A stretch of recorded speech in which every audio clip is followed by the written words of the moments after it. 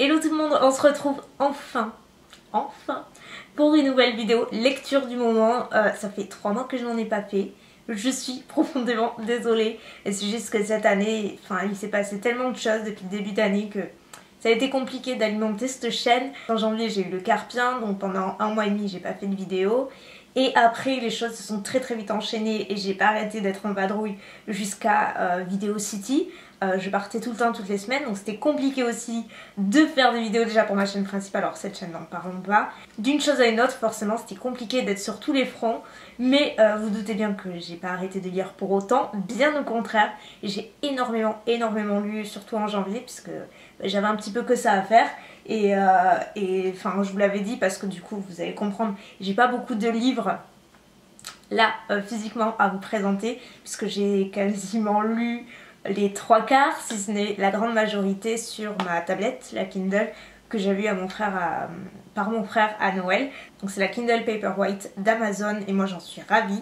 Enfin, je l'ai mentionné déjà sur Snapchat, mais je voulais vraiment vous faire un petit topo ici vite fait parce que j'ai reçu énormément de questions. J'étais pas la personne la plus emballée à l'idée d'avoir une Kindle, sachant que j'aime tellement le livre, l'objet en lui-même. Je pensais pas aimer autant la tablette et pendant près d'1 mois et demi j'étais tellement embêtée à l'idée de ne pas pouvoir utiliser mon poignet droit que j'étais bien contente d'avoir la tablette parce que du coup c'est beaucoup plus léger. Enfin c'était facile à tenir, facile à utiliser, facile à emporter aussi, donc du coup ça m'a été d'une aide formidable. Genre Hugo, je l'ai béni par tous les cieux tellement j'étais heureuse de ce cadeau et tellement il m'a été utile. Et quand j'ai commencé à récupérer un petit peu mon poignet à pouvoir récupérer et lire normalement, je vous avoue que la tablette m'a manqué. Du coup je l'ai toujours sur ma table de nuit, j'ai toujours dans mon sac quand je m'en vais parce que en fait c'est devenu tellement pratique. Genre dès que je m'en vais, vu que je supporte pas attendre en voiture ou autre, j'ai ma tablette et je peux lire quand je veux et c'est trop pratique. Donc voilà, rien que pour ce côté là, pour le côté pratique, je vous conseille vivement. Après ça remplace pas un livre, ça remplace pas l'objet, ça n'empêche que je me fais quand même plaisir en lisant des livres, mais ça m'a tellement aidé personnellement que voilà, je vous dis juste mon ressenti. Donc le premier livre que j'ai lu, et c'est le premier d'une longue série parce qu'il y a 17 tomes, donc j'ai lu les 17, j'ai commencé juste après Noël ou au moment de Noël. Ça s'appelle Une nuance de vampire et c'est absolument génial. Cette série, mais j'ai commencé du premier jusqu'au dernier, j'ai pas arrêté, j'avais mis tous mes autres livres de côté tellement j'ai adoré. C'est vraiment bien. On commence avec Sophia qui est donc une ado. Voilà, tout ce qu'il y a de plus banal, avec une vie banale, sauf qu'elle va se retrouver kidnappée. Quand elle ouvre les yeux, elle se retrouve dans un endroit qu'elle ne connaît pas, sur une île entourée de créatures qu'elle ne connaît pas, qui ne paraissent pas humaines, et en fait elle a été kidnappée pour servir le roi de l'île qui s'appelle Derek Novak et qui s'avère être un vampire. Et Sophia, je peux pas vous en dire beaucoup plus, mais c'est le début d'une très longue histoire, très longue et belle aventure. C'est une série qui est addictive, vraiment, qui est très facile à lire, mais c'est vrai que je vous conseillerais plutôt de suivre les tomes. On pourrait croire que 17 c'est énorme, 17 livres comme ça, mais ils sont très faciles à lire et franchement vous m'en direz des nouvelles.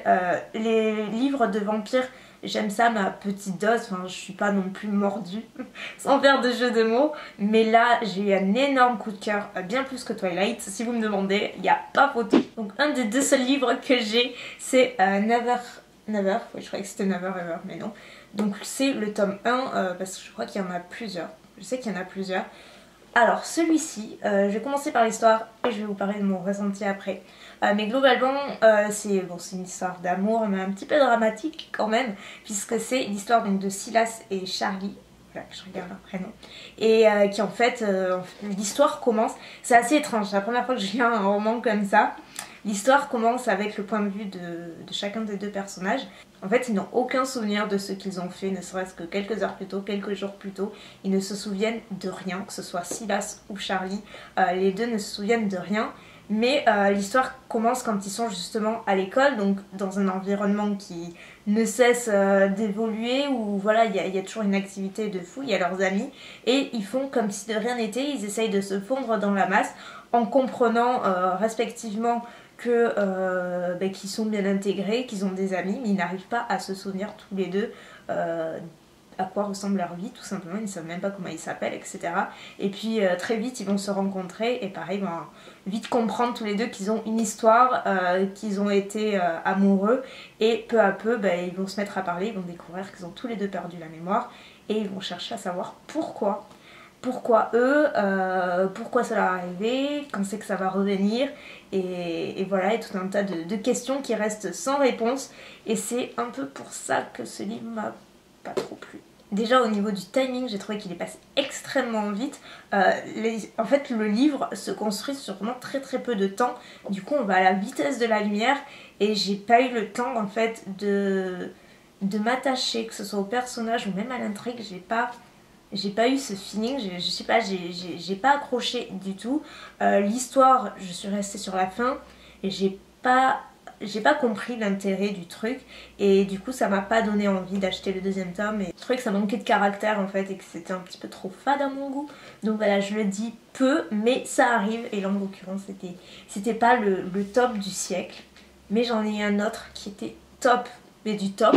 Il s'agit du roman Nil et là, oh mon dieu, vraiment un roman que j'ai adoré, pareil il y a 3 tomes donc j'ai lu les 3 et plusieurs abonnés me disaient depuis un moment quand je lisais Une nuance de vampire, parce que vous vous doutez que j'y suis restée un moment à lire les 17 tomes quand même, et plusieurs à chaque fois me disaient mais il faut que tu lises à tout prix Nil, Elsa est-ce que t'as lu Nil? Et moi à chaque fois je me disais mais c'est quoi ce livre pour que tout le monde en parle? Et donc au bout d'un moment quand j'ai terminé la trilogie, enfin la trilogie, ouais la série Une nuance de vampire, je m'en suis souvenue, je me suis dit il faut que je commence Nil, et là j'étais presque passée à côté d'un truc. Heureusement que vous me l'avez dit, j'ai adoré. Vraiment, c'est de l'aventure, du suspense, mais de A à Z, de la première page jusqu'à la dernière, sur les 3 tomes. Ça faisait longtemps que j'avais pas vu ça. Je pense que depuis Hunger Games. Dans Hunger Games, j'étais vraiment très prise dans l'histoire, et c'est vrai que c'est un rythme qui est assez haletant, quoi. On n'arrête pas quand on passe par toutes les montagnes russes, ben là c'est pareil dans l'île. Donc au niveau de l'histoire, en fait on suit plusieurs ados, essentiellement des ados, qui se retrouvent coincés donc sur une île déserte qui paraît paradisiaque, qui ne l'est pas du tout, qui est truffée de pièges et en fait ils risquent leur vie chaque jour qui passe. Donc ils sont bloqués, j'essaie de pas trop en dire parce que je veux pas vous spoiler, c'est assez compliqué parce qu'il y a tellement... il y a tellement de trucs dans ce livre, mais ils se retrouvent bloqués donc sur cette île déserte et ils vont apprendre que pour en échapper, pour retourner chez eux, ils doivent traverser par des portes qui apparaissent au hasard dans l'île à une heure bien précise. Voilà, c'est vraiment tout un schéma, je vous raconte même pas le truc. On comprend vite que c'est très compliqué de s'échapper de l'île, ne serait-ce qu'en vie c'est très compliqué, et surtout ils n'ont qu'un an pour partir. Au-delà de ça, ils meurent. Ils ont un temps imparti sur l'île. Comme je l'ai dit, il y a 3 tomes, donc le premier qui suit principalement Tad et Charlie, je crois.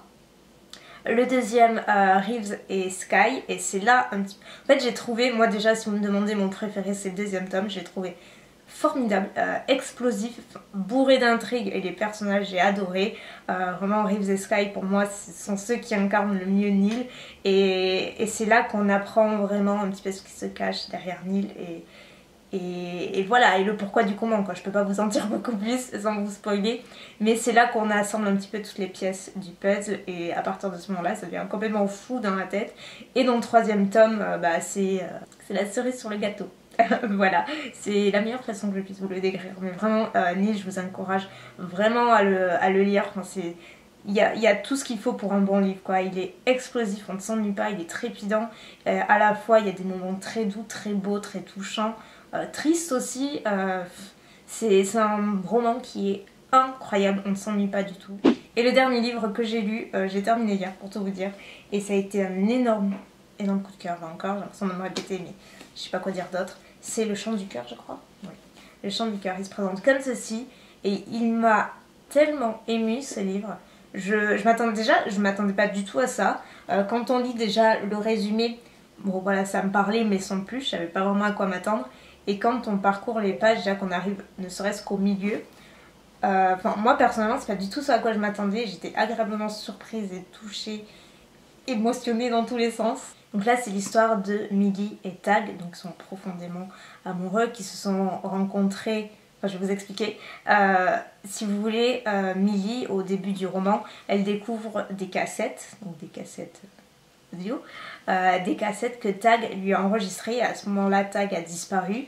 Elle ne sait pas où il est, elle ne comprend pas. Et en fait, dans ces cassettes, il y a toute l'histoire, il y a le pourquoi du comment. C'est Tag qui les a enregistrées pour expliquer à Millie pourquoi il était parti et qu'est-ce qui l'avait conduit à faire un tel geste. Et du coup, quand elle va écouter ces cassettes, bah c'est toute l'histoire du livre, elle va se replonger dans leur rencontre. Millie déjà est incroyablement attachante, elle a un caractère incroyable, vraiment un beau personnage comme j'aime.